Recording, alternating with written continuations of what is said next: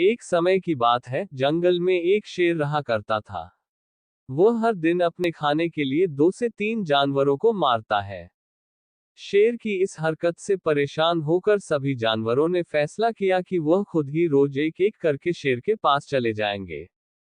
इस तरह से कम एक ही जानवर की मौत होगी। सभी जानवरों ने साथ मिलकर जब शेर को ये बात बताई तो शेर इसके लिए तैयार हो गया। शेर ने सोचा कि उसे घर बैठे बिठाए शिकार मिल जाएगा, तो शिकार ढूंढने में मेहनत नहीं करनी पड़ेगी।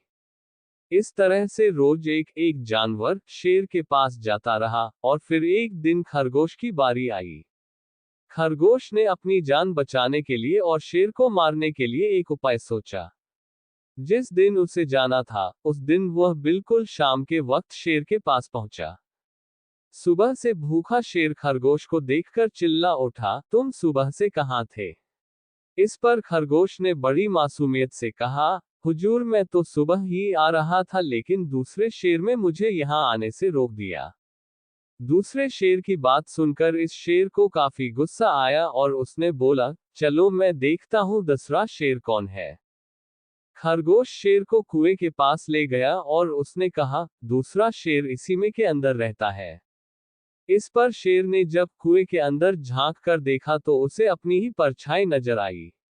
लेकिन वह इस बात को समझ नहीं सका और उसे लगा कि कुएं के अंदर दूसरा शेर बैठा हुआ है। शेर ने कुएं के अंदर झांक कर दहाड़ा, तो उसे भी वापस दहाड़ने की आवाज सुनाई दी। दहाड़ की आवाज सुनकर शेर को काफी गुस्सा आया और वह कुएं के अंदर मौजूद शेर से लड़ाई करने के बारे में सोचकर कुएं के अंदर ही कूद गया, और इस तरह से कुएं के अंदर गिरते ही शेर की मौत हो गई। इस कहानी से हमें ये शिक्षा मिलती है कि आप अपनी बुद्धि से किसी को भी हरा सकते हैं। हो सकता है कि आप अभी छोटे हैं, लेकिन बहुत अधिक बुद्धिमान हैं।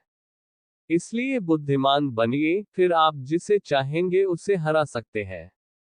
अपनी बुद्धिमानी से आप कई लोगों को शिक्षित और जागरूक बना सकते हैं। इस काम में आपको कोई भी धन खर्च नहीं करना होता है, बस आपकी समझदारी और बुद्धिमानी काम आती है।